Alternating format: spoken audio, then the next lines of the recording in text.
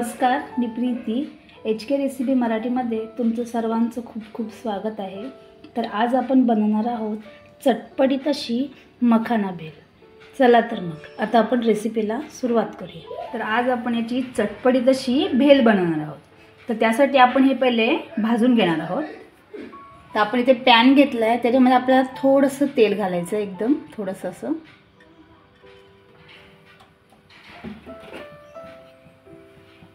आणि मखाने जे आपल्याला याच्यामध्ये भाजून घ्यायचे।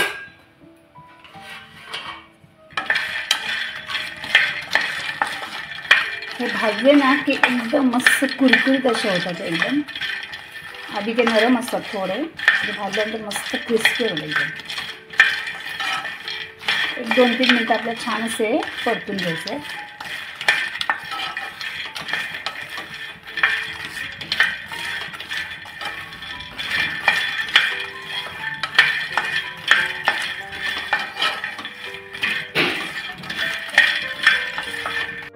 तर बघा इथे आपले हे व्यवस्थित असे झालेले आहेत। आता आपण हे काढून घेणार आहोत। आपण याच पॅन मध्ये थोडंसं तेल टाकलंय आणि त्यामध्ये आपण थोडेसे शेंगदाणे आपल्याला थोडेसे फ्राय करून घ्यायचे। बघा शेंगदाणे सुद्धा आपले झालेले आहेत, हे सुद्धा आता आपण काढून घेणार आहोत। तर आपण थोडंसं तेल घातले, पुन्हा त्याच्यामध्ये आपण टाकणार आहोत थोडीशी हळद, थोडीशी धनेपूड आणि थोडंसं हिंग, लाल मसाला थोडंसं मिक्स करायचं आणि याच्यामध्ये आपण मखाने टाकून घेणार आहोत। हे आता आपल्याला असं मिक्स करून घ्यायचं, याच्यामध्ये थोडा मसाल्याला लावून घ्यायचं।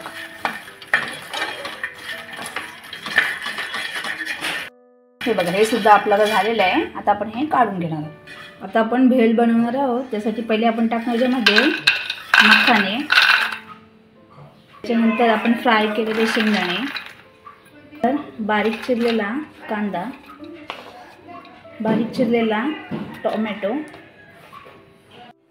आता आपण याच्यामध्ये टाकणार आहोत कट केलेली मिरची। त्याच्यानंतर मी इथे घेतलेला आहे 1 वाटी फरसाण, तर तुम्ही फरसाणच्या ऐवजी शेव वापरली तरी चालणार आहे। त्यानंतर बारीक चिरलेली कोथिंबीर।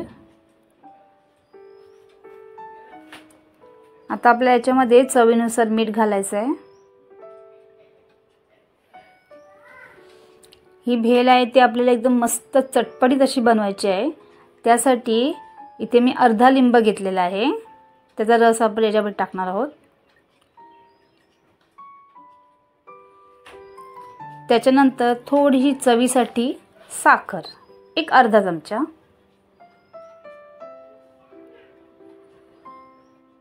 आता ही भेळ आहे ती आपल्याला व्यवस्थित अशी मिक्स करून घ्यायची आहे। आता आपण ही मिक्स करून घेणार आहोत। ही भेल ना मस्त होते, एकदम चटपटीत होते, एकदम झटपट अशी तिथे मखाण्याची भेल तयार झाली बघा, मस्त झाली एकदम।